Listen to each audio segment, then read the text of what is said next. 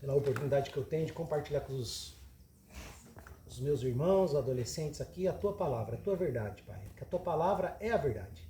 Que eles possam aprender do Senhor e tomar uma posição diferente da que tem vivido hoje, Pai. Porque a tua palavra ela é capaz de nos transformar. Não é mudança, mas é transformação. Fala assim comigo, transformação.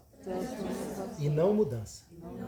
Eu preciso ser transformado. Mesmo não querendo, eu preciso. Em nome de Jesus. Amém? Olha só, isso é muito importante porque a maioria aqui, não, eu gosto, é mentira. A maioria aqui não gosta de ir para a escola.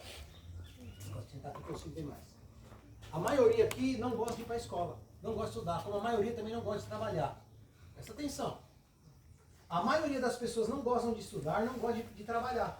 Que tem que acordar, principalmente tem que acordar cedo. Só que não é o que eu gosto ou o que eu quero, é o que eu preciso, Luiz. Porque se seu pai e sua mãe não trabalham, você não come. Então é gostoso trabalhar? Não, para muita gente não, mas precisa. Tá conseguindo entender, Paulo? Querer trabalhar é uma coisa, precisar trabalhar é outra. Ah, mas eu não quero ir para a escola. Realmente, mas precisa, porque senão você não aprende o A, E, I, O, U.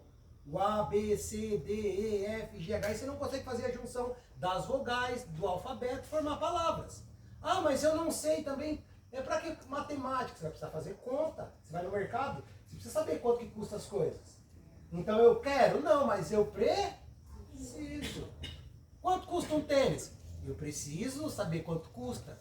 Eu preciso trabalhar para ter um tênis. Ah, mas eu quero comer um pão, um café que você tomou aqui com salsicha, olha que beleza. Tem que pagar um preço. Então, eu quero que você entenda hoje assim, ó, não é o que eu quero, é o que eu preciso. Então você precisa de mudança? Não, você precisa de transformação. Tá entendendo? Porque mudança é assim, ó. Mudança é quando nós pegamos uma cadeira daqui, ó, e colocamos ela ali. Você pegou ela desse lugar e colocou no outro. Isso é mudança. Ela continuou sendo uma cadeira. Não houve mudança nela. Agora, transformação, Luiz, é quando eu pego essa cadeira e transformo ela em uma mesa. O que aconteceu com a cadeira? Ela foi transformada em uma mesa. Isso chama-se metamorfose. Fala. É a largata que se transforma em borboleta. É isso. Nós precisamos sofrer uma metamorfose em Deus. Deus não quer que você mude. Deus quer que você seja transformado. O problema é que nós estamos crescendo aqui e não estamos sendo transformados. Nós estamos aqui falando há um mês sobre evangelho, que seria boas novas, que é o ID, e nós não estamos sendo transformados por essa palavra. Por quê? Porque eu não estou exercendo. Eu estou ouvindo, Poliana, essa mensagem, mas não está vendo transformação em mim. É só uma mudança, muitas vezes, mudou o que eu pensava, mudou o que eu achava. E eu quero ler uma coisa para vocês aqui. Eu estava meditando, porque nós precisamos entender o que nós estamos ouvindo. Então eu vou perguntar para você, de tudo que você já ouviu, eu quero focar agora, finalizando, hoje é a última vez que nós vamos falar sobre ID, nesse tempo. Porque depois nós vamos começar a falar sobre essa questão de transformação. Que nós precisamos se transformar.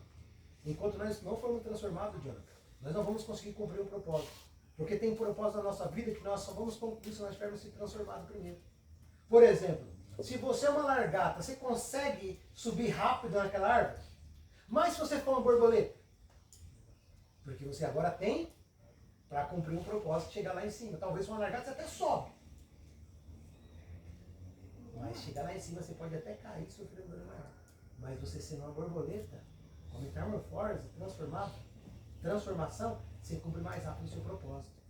Às vezes eu ainda não fui transformado, às vezes eu estou vindo no Café com Jesus, às vezes eu estou vindo no culto de domingo, mas ainda a palavra não transformou a minha vida, eu continuo fazendo as mesmas coisas. Não houve transformação, ou seja, isso não houve nascimento.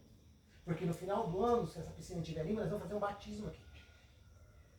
E aí eu pergunto, você está ansioso para ser transformado? Porque começa com um batismo. Começa eu crendo em Jesus e sendo batizado, como Jesus foi batizado.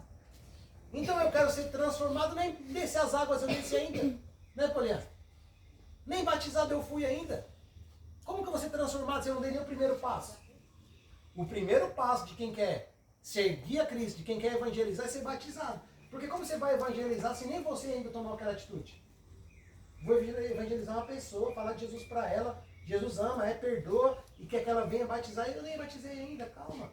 Então você precisa tomar um passo da sua transformação. E eu quero perguntar uma coisa para vocês aqui. Ó. Vocês sabiam? Eu vou ler para vocês aqui em João, 1 João, fala assim. Que Deus, Jesus, Ele escolheu jovens. Ele chamou os jovens. Jonathan sabe. Por que ele escolheu os jovens, ô Luísa? Porque são mais fortes. Eu pergunto para você. Você se considera mais forte do que eu? Mas deveria, porque a Bíblia está falando, ela não é mentirosa. Ou seja, o seu pique, a sua vontade de não dormir, de querer ficar acordado fazendo as coisas, de ler, é muito mais resistente do que eu. Por quê? Porque eu já sou velho, não criança. Idade, maturidade. Mas ele escolheu os jovens porque o jovem tem a força. Eu pergunto, olha pro seu amigo aí. Vê se ele tem cara de quem tem força ou se ele tem cara de estar com preguiça. Porque a Bíblia é mentirosa? A Bíblia é mentirosa? A Bíblia é verdadeira? Então falta você crer no que eu estou falando aqui para você. Porque a Bíblia pode ser verdadeira, mas se você não crer, ela se torna mentirosa para você, porque você não acredita, né, Jonathan? A Bíblia fala assim que ele escolheu o jovem porque o jovem já o quê? Eles vão saber, tá vendo? Sabe a primeira parte. Deus chamou os jovens porque os jovens são fortes. E aí vem vírgula. Por quê? Porque já venceu o maligno. Abre lá, 1 João.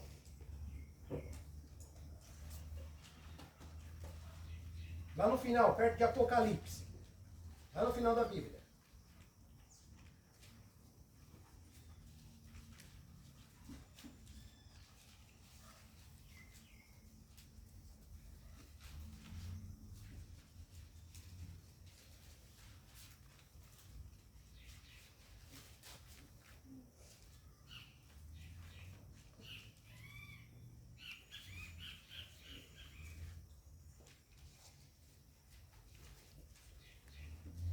Acharam aí?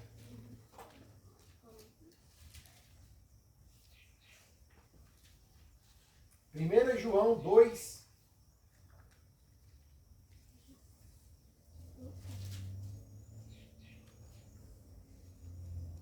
A partir do 12. Vamos lá. João 2, a partir do 12. Todo mundo achou? 1 João, vai lá, tá escrito assim, ó. É 1 e João. Aí você vai lá no grandão número 2. Vamos lá, vou esperar.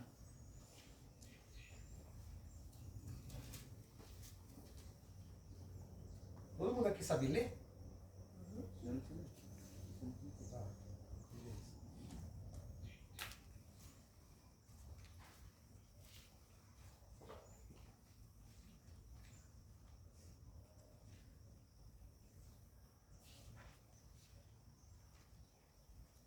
Primeiro João 2, lá no 12 ele fala assim, ó, filhinhos. Lembra que eu falei aqui no começo do café? Qual a diferença entre os filhos de Deus e os que não são filhos de Deus? É a obediência que determina. Filho de Deus se tornam pessoas obedientes. Filhos não de Deus são pecadores, desobedientes, desordenados. Acredita na mentira e vai embora. Isso não é filho de Deus, é filho das trevas. E ele começa falando assim, ó, chamando de filhinhos. Carinhoso, né? Filhinho, eu chamo minha filha de filhinha. Hã? Ele te chama de filhinho. Olha que carinhoso que ele é. Talvez nem seu pai te chama de filhinho. Já seu pai já te chamou uma vez de filhinho? Uma vez, você lembra? Filhinho. Olha só que gostoso. Hã? Vai comprar pão. É.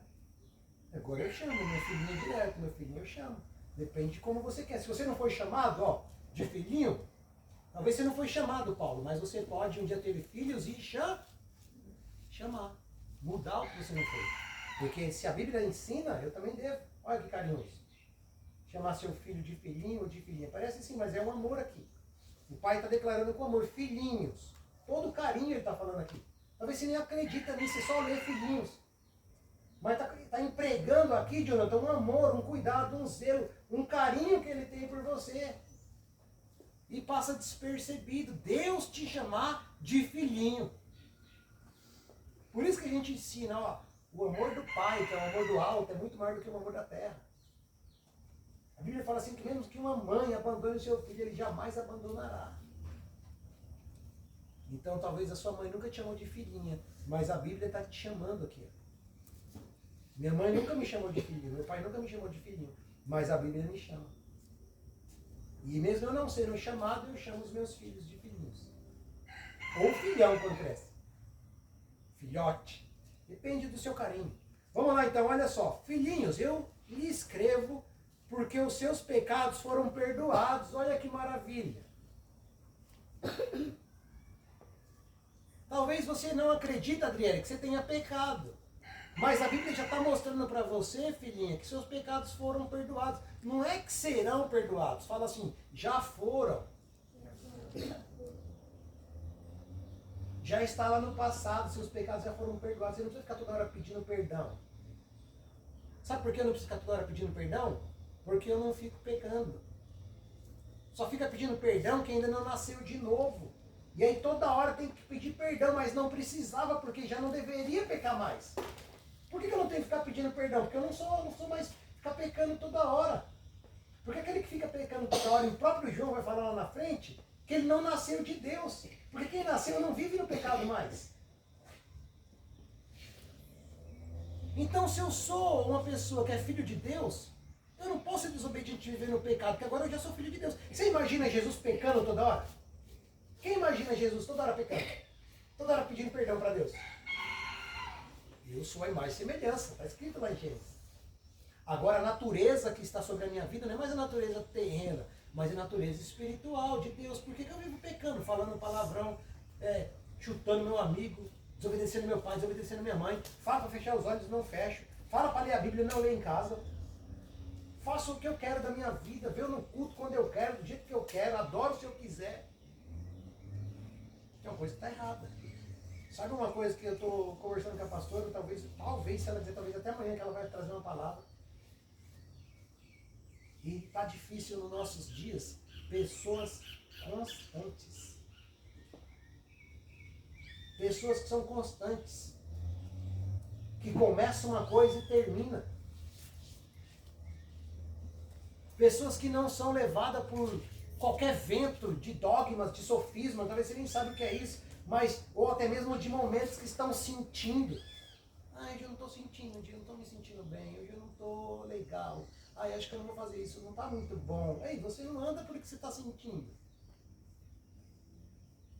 Nós andamos por algo muito maior, a gente nasceu de novo.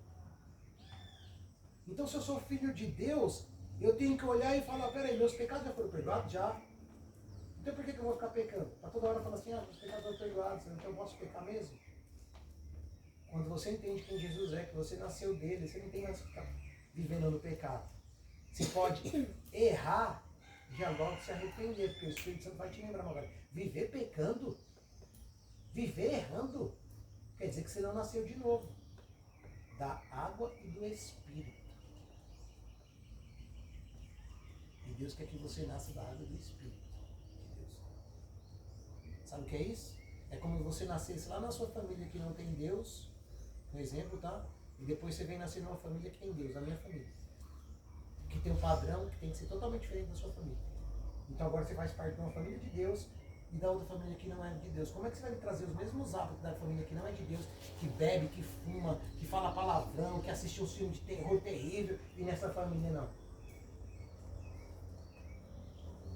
Eu sou da família de Deus. Como que eu vou ter os mesmos hábitos da família de Deus nessa família aqui? Tá certo? Tá certo, irmãos?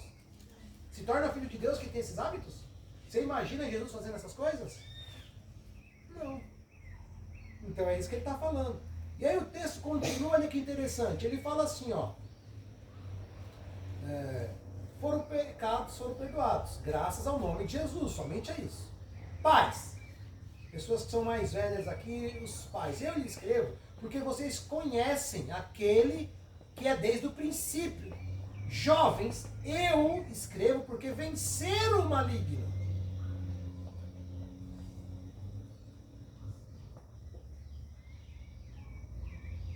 vencer o maligno. Quem que é o maligno? Hã? E como que vence o maligno? Quem pode falar? Tirando o Jonathan aqui. Como que eu venço o maligno? Poliana. Como você acha? Pode falar, não tem problema. Estamos aqui para aprender.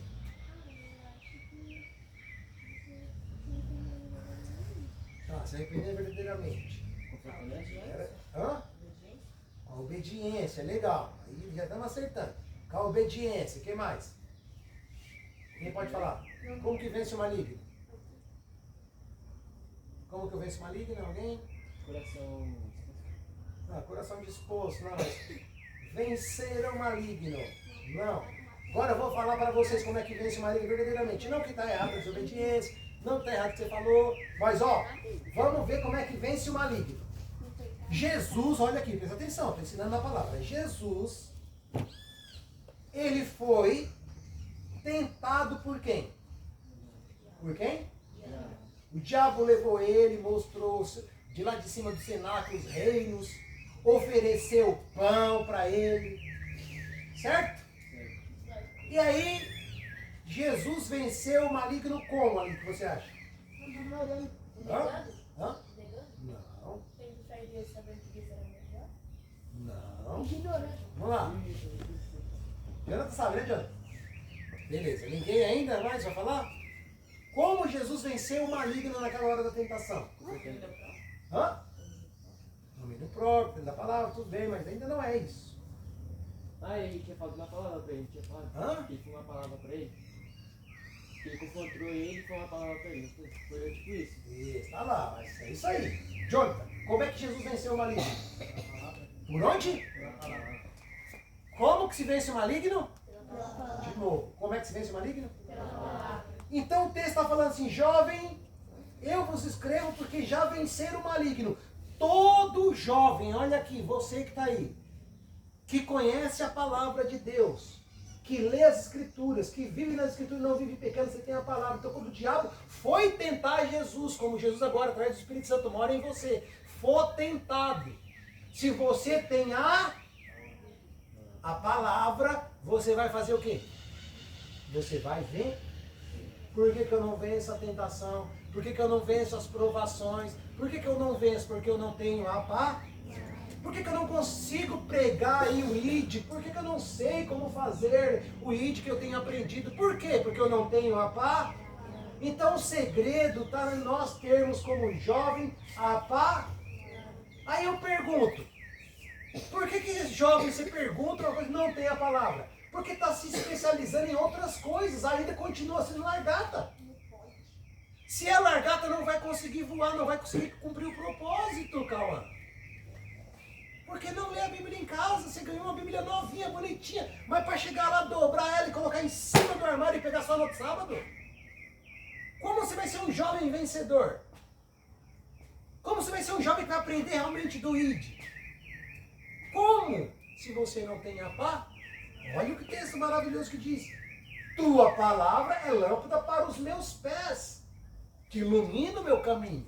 Se eu não tenho a palavra, Poliana, eu vou andar em trevas, em erro, em tropeços, cair em buracos, em ciladas. Olha, imagina você andando no escuro. E aí tem um ladrão lá, uma pessoa esperando para te atacar, tá no escuro. Você vai ver ele? Não. E se tiver tudo claro? Tudo iluminado, você vai ver ou não vai? Então a Bíblia não é a lâmpada? Se eu estou com a palavra no meu coração, quando o inimigo está preparando uma cilada, uma astuta, querendo que eu caia, alguma coisa está errada, o que vai acontecer comigo? Essa lâmpada vai estar acesa e eu não vou cair? Porque você já venceu, marido. A lâmpada está em você. Mas tem gente que está com a lâmpada apagada. Tem a Bíblia, mas está fechada. Porque ela só é lâmpada quando ela está aberta, ou seja, acesa. Bíblia fechada não resolve nada. A Bíblia tem que estar aberta. E aberta para o meu coração. Aberta para a minha mente. Então tem gente que tem a Bíblia, mas ela está fechada. Não vai cumprir propósito. Entendeu, Kim?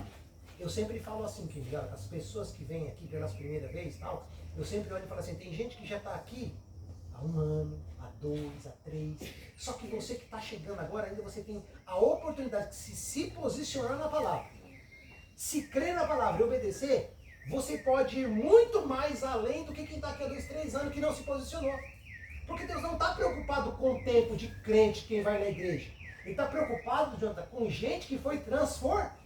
E se você foi transformado há 6 meses e essa pessoa está 10 anos na igreja, quem que vai vencer, quem que vai prosperar, quem que vai crescer, é quem foi transformado, irmão. Não quem está há tempos na igreja. Fala, tempo de igreja. Não transforma ninguém. O que transforma? É o tempo da Bíblia aberta no meu coração. Não precisa repetir. Tem gente que está na igreja e não conhece 3, 4 versículos. A igreja 10 anos no dia, vou contar um negócio para vocês. Nós estávamos evangelizando, fazendo ID. E tem uma ferramenta para você fazer o ID, para você abordar algumas pessoas. Então eu vou ensinar para você aqui. Você chega numa pessoa e você fala assim, ó, para ela. Olá, tudo bem? Muito prazer, meu nome é Cristiano, né? Eu sou cristão e eu não vou tomar muito seu tempo não, mas eu queria fazer para você umas perguntas. Você pode me responder? Não vou tomar seu tempo, é rapidinho. Só 10 perguntas, tá bom? Você conhece os mandamentos? Mas você não vai à igreja, nada?